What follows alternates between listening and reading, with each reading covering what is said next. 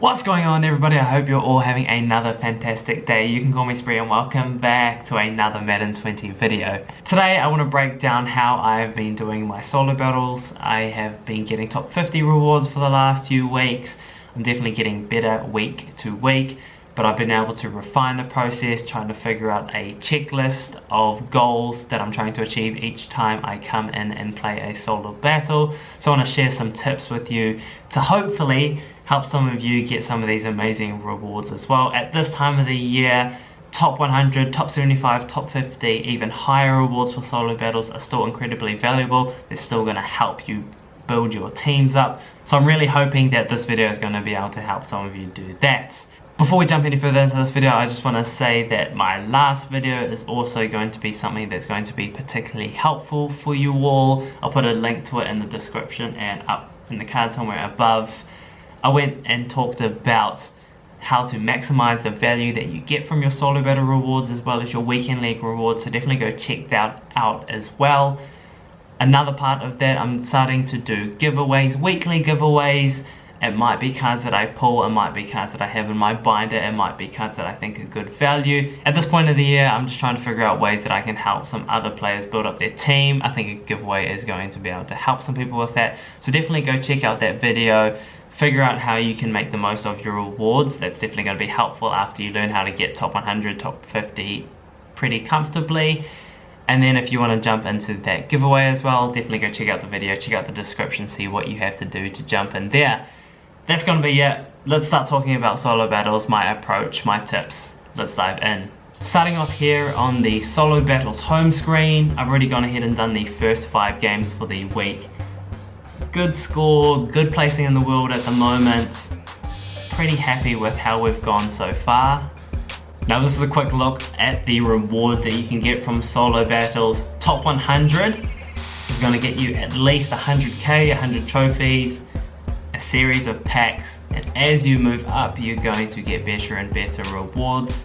My goal for this video is to help some of you, hopefully a bunch of you, get into this range, start getting these amazing rewards. The very first tip I want to share with you is how I go ahead and keep track of how I'm progressing as we go through all of these solo battles, and I'm going to call it the rule of 26. Now, in its simplest form, the goal for every single solo battle should be to get at least 26,000 points from it. As you can see from these scores as an example, I've done a pretty good job of staying in that range. Now to give you an example of how I use it, looking at this first score, I got 26,094 in my head. I ignore the first bit and I'm just thinking about the difference of this score from 26,000. So after this game, I was plus 100 roughly. After the next game, which I got 26,262, I'm plus another 260, so I'm roughly plus 360. After the next game, we were 50 points short of where we wanted to be, so at that point we're plus 310. Now, why is that number important? Alright, so it kind of looks like I've just stopped at a random score, right? And this score is particularly important because if you score 26,000 in each of your 13 solo battle games, you're going to end up getting 338,400 points. If you had scored this last week, you would have been top 100 comfortably, you would have even been top 75, that would have been a really, really good score. So just before when I was saying I'm plus 310, when I'm thinking about it, I know that the way I'm tracking through this week, at that point, I'm 310 over where I would be if I averaged 26,000 throughout every single one of the games. So at that point, when I'm thinking ahead to where I'm going to end up, I would currently be sitting at around 338,700 rather than 338,400. So we're currently ahead of where we want to be. So this is just a little trick that I use. If you're anything like me, I'm quite analytical. I like the numbers. I like understanding where I'm going, how I'm progressing. So this really, really helps me. So maybe it'll help some of you as well. Oh, and just in case some of you realized that my math was a little bit off, The reason I said that 338,400 points is an average of 26,000 is because the very first solo battle game that you play, you get a bonus 400 points. So it's kind of like free points. Everyone's going to get it as long as you play on the hardest difficulty. So essentially, if you take 400 points off your final score, that's going to be your average over the 13 games in terms of how you play, because those points are given to you for free. So 26,000 over the 13 games, 338,400. In saying all that though, this is the final score for the top 100 on PlayStation last week. It's almost 2,000 points less than that range that I was just talking to you about. It shows that there's some wiggle room. You can definitely get into top 100 with scores in the 25,850, 25,900 range. Average that throughout the week, you're still going to give yourself a chance at top 100. I definitely want to be able to help you to get higher on the list, but it just goes to show that there is definitely some wiggle room. If you don't get 26,000 every single game, it doesn't mean you're not going to get top 100 rewards, but your margin for error might be a little bit less. Wrapping up the rule of 26, I've played 5 games. I can account for the 400 you get from the very first game. So essentially, I'm about plus 840 over these first 5 games, so I'm tracking really well so far. Alright, shortly we're going to jump into some gameplay. I'm going to do a bit of a post-com talking through all of the tips of all the little things that I'm doing in the game to make sure I get really good scores. Now this gameplay is one that shows how to get a score of 26,400 plus. So that is about the upper tier range of scores that I'm getting. As you can see on the right, that is an example of one of them. But the gameplay obviously that I'm going to be showing you is with a really good team. You're definitely going to be able to use the principles that I talk about in your own team, so it's still going to be applicable for everyone. You're not going to need a crazy team to be able to do this, I promise you. I think this gameplay is a good illustration of what you can get if you follow the checklist. Now my second tip for you is this checklist. This is kind of what I'm thinking about in my head when I jump into solo battles. These are all of the goals that I'm trying to achieve. I know it looks a little bit crazy. Don't be overwhelmed. We'll jump into some gameplay. I'll talk you through it. It's not going to seem anywhere near as crazy as it seems. Let's jump into some gameplay and break down some tips. So I'm going to be jumping around a little bit in this gameplay. I'll definitely be skipping chunks of the game. A lot of it is quite repetitive, but as long as you get the general idea, I think that's going to be enough. In this gameplay, we're going to be coming up against an 88 overall team. So that's going to be one of the better teams that you come across in solo battles. Also remember that you're going to have to always select the highest difficulty. Always pick Legend. It's going to give you the most points. It's the only way you're going to be able to get those top 100 rewards. Our first tip is going to come on the kickoff. Always kick the ball out of bounds. It's really easy. On PlayStation you press X, on Xbox you press A, press the button, put the controller down, let the meter go all the way up and all the way down. It's going to do a kick that's always going to kick out of bounds.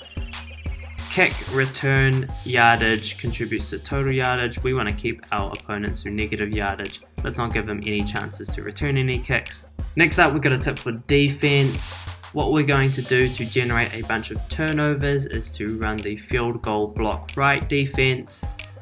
In this particular scheme, I like to put my favorite user in at strong safety, or you can go ahead and manually sub him in this position. Troy Polamalu was there originally. I want Taylor Mays there. He is my preferred user. When you come out on defense, you're going to press square to bring up your audibles. You're going to press left to change formations, and then you're going to press square again to change your play to punt safe man. What this is going to do is it's going to realign your strong safety, your user, out to defend the furthest right wide receiver. And on the snap, you're going to wheel away from the player that you're defending, which is going to bait the quarterback into throwing towards him, and then you're going to loop around, get the pick, and that is an easy interception. This will take a little bit of practice, but I promise you'll get the hang of it pretty dang quickly. Once you've got the pick, you can either decide to go down, so you can start your offense, or take it back to the house and get those defensive touchdowns you know you need. Alright, so jumping a little bit ahead, as you can tell by the score, I've picked up 2 quick defensive touchdowns and I've just picked up my 3rd interception. So now we're starting off on offense. We've already scored 14 points. We can already check off our 2 defensive touchdowns. Now we can start playing some offense. On offense, we're going to be running gun tray open. I believe this formation is in every playbook. And the play that we're going to be running is 4 verticals. The only change that we're going to make to this base play is to put our slot receiver, which is Randy Moss, on a slant. Once we've snapped the ball, we've got a bunch of easy reads to make. Our first read should be Randy Moss. Does he get open? Does he get underneath the linebackers? Our second read is the tight end. Does he get over the top of the linebackers? Does he get into space? If both are covered, you've got your running back coming out for a check down. That is also a good option. And the fourth and final option is to just go ahead and scramble with your quarterback, pick up some yardage that way. The goal for running this play is to pick up as many first downs as we can on our drive. So the second we get past the first down marker, we're going down, we're going to hurry up, and we're going to run this play exactly the same way. And we're just going to move down the field on offense like this, picking up first downs, picking up passing yardage as we go along. Once we get close to the goal line, we're able to pick up some easy touchdowns. If you come out in a running play, the computer's going to counter that by coming out into a goal line defense. At that point, you can also change your play and change to a passing play like stick. There's 2 ways this can go. One, the computer decides to send everyone. This tight end is going to be left wide open and you're going to get an easy touchdown there. The second is it's going to go to man coverage and you're going to get a linebacker or safety on him. You're going to just make the read. The second he cuts out, you're going to throw the ball and you're going to get an easy touchdown there. That's going to be the end of the first quarter. We've picked up a bunch of first downs. We've picked up a bunch of user interceptions. We're making sure our opponent's not getting any yardage. We've got a bunch of touchdowns. We have our defensive touchdowns as well. We're checking off a bunch of things on the list as we go. So up until this point on defense, all we've been doing is run the field goal block right. The main reason we've been doing this is because any other play, whether it's just a tackle or a sack, is going to allow the clock to continue to run. Time management is going to be a big part of solo battles. In the last 2 minutes of the second quarter and for the entire quarter in the final quarter, every time you go out of bounds, you're going to be able to stop the clock. Bear in mind, each half you also have timeouts that you want to be able to use as smartly as possible, so you're always trying to figure out times that you can use those. Remembering that we want to pick up a bunch of sacks, we want to push our opponent further back into negative yardage. When the clock is able to stop, that is a great time to be going for those sacks. To pick up these easy sacks, I'm going to jump into nickel 245 double A gap and I'm going to select mid blitz. I'm going to bring my safeties down into the box and I'm going to user and hover over the guard with the safety that is defending the running back. On the snap, if the running back leaks out, you are going to follow him and user him because you're in man coverage. If he stays into block, you are going to rush the quarterback. What that's going to cause is the linemen to detect you. They're going to slide and make sure they stop the user, and it's going to free up one of your edge defenders. What you can do from there is you press circle to switch onto the nearest player to the ball, which is going to be your pass rusher, and you're going to be able to pick up some easy sacks there. Now I'm going to jump to the next defensive drive just so I can show off how important time management can be in the last 2 minutes of the second quarter. On first down, we're going to come out in our mid blitz. We're going to try hover and try pick up a sack. Because of the territory that the opponent gets from kicking the ball out of bounds intentionally, they start off at the 40-yard line approximately. Once they take the first sack, they're still going to be past the 30-yard line, so to them they're still in good territory. They're going to hurry up and they're going to try run another play. That's going to give you a perfect chance to just run mid blitz again, pick up another sack. After the sack on second down, you would have pushed your opponent back even further. You can only push them back a certain amount. Once they are too far into their own territory, they're going to start playing it safe and they're going to come out in a run play. So what you're going to do, that is a perfect time to take a timeout. That's going to stop the clock. If you don't use that timeout, they're going to go ahead and chew the clock. They're going to waste a bunch of time that could be better put to use building on your score. And then for third down, instead of coming out in a defense to pick up the sack, I'm going back to our special teams formation and we're going to try pick up an interception instead. In the last 2 minutes, it's a perfect chance to come out in a run play and try to break off some big runs. Try to get to that 200 yards rushing as quickly as possible. The other upside of doing it in the last 2 minutes of the second quarter, or indeed in the final quarter as well, is if you go out of bounds, it's just going to stop the clock. It's going to give you a chance to sub out your running backs because stamina drops very quickly if you're continuously hurrying up, so that's something to keep in mind as well. Starting off the second half, you're going to be returning the kickoff. This is a good chance to break off one of your special teams touchdowns. In the third quarter, we can still come out in our field goal defense and audible, change to punt safe man and pick up those easy interceptions. And on offense, we're going to continue to just rack up the first downs over and over and over again. Keeping in mind that when we get to the red zone, if you get a chance, make sure you're picking up some rushing touchdowns as well. The magic number, I think, is at least 4 on each side, so make sure you're getting a balance of rushing and passing touchdowns. Now, I think the third quarter is a great opportunity to round out and pick up the rest of the rushing yards that you need. Come out in your favorite run play. Again, I like stretch. Stretch it out and go pick up some touchdowns. Rack up that yardage. Get it out of the way so you don't have to think about it in the final quarter. Pushing forward a little bit further, we have most of our first downs, most of our passing yards, most of our rushing yards.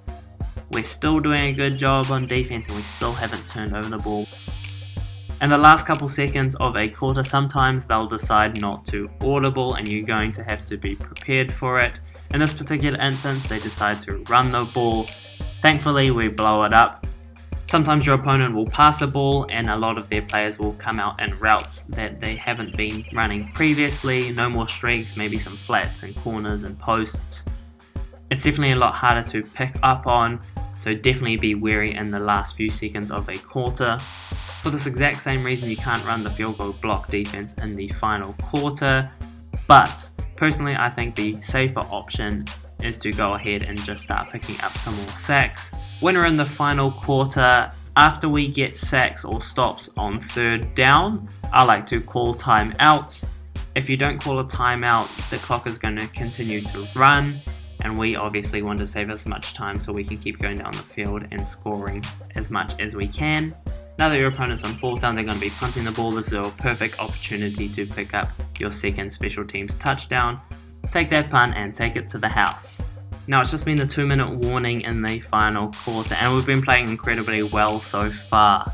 And then we decide to give up a one-play touchdown, 75 yards to the house, Randy Moss. After driving down the field, getting a score, coming out on defense, picking up a couple sacks, and then getting the ball back on offense.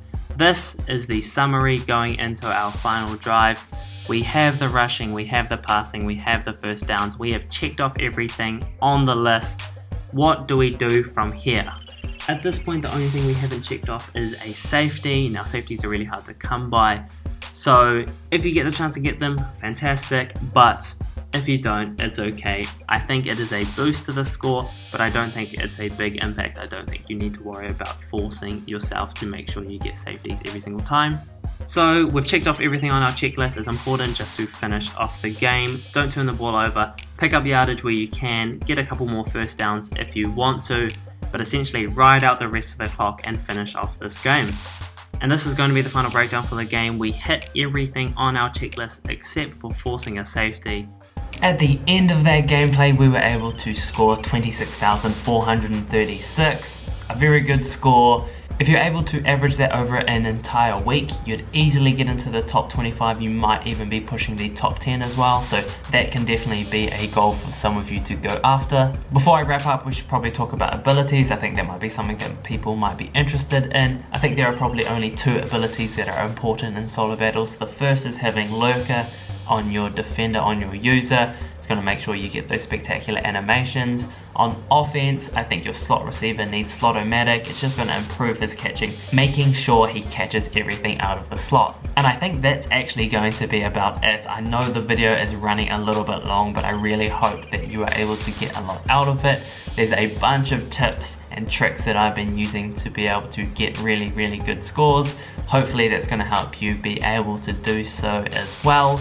I'm also going to put some timestamps down in the description or maybe in the comments, just so you can jump around the video to particular points, just in case you need some reference points in the future. If you enjoyed this video, if you got something from it, if you think this is going to help you, definitely pop down in the comment section below, let me know. While you're down there, feel free to like the video, definitely subscribe, check out what we do in the future. Like I said way at the beginning of the video, I am doing a giveaway at the moment. If you want to participate, the link for the video to check out will be in the description below. Check out the description in that video to find out how to enter the giveaway. If anyone else has any glitchy tactics for solo battles, or you have maybe some questions, some further advice that you're looking for, definitely pop down in the comment section below. I'll definitely be happy to help. Feedback is always welcome. Definitely let me know if there's anything on your mind. Now, I do have one idea for a follow-up video for this. As you could see, I do have a fairly good team. 98 overall is going to be able to help me a lot in solo battles, but maybe some of you don't have very high overall teams. Would it be helpful if I try to build a team as cheaply as possible, a team that's still going to be competitive and good enough to get really good rewards in solo battles? If you think that might help you, definitely let me know in the comment section below. I definitely love to help if you think that is something that is going to be useful. That's going to be us for today, folks. That was a long video. That's a lot of information. Take time, process it. I really hope it helps you with your solo battles this week. I'm really looking forward to hearing about everyone's top 100 for next week. Thank you all for coming through. You can call me Spree, and we out.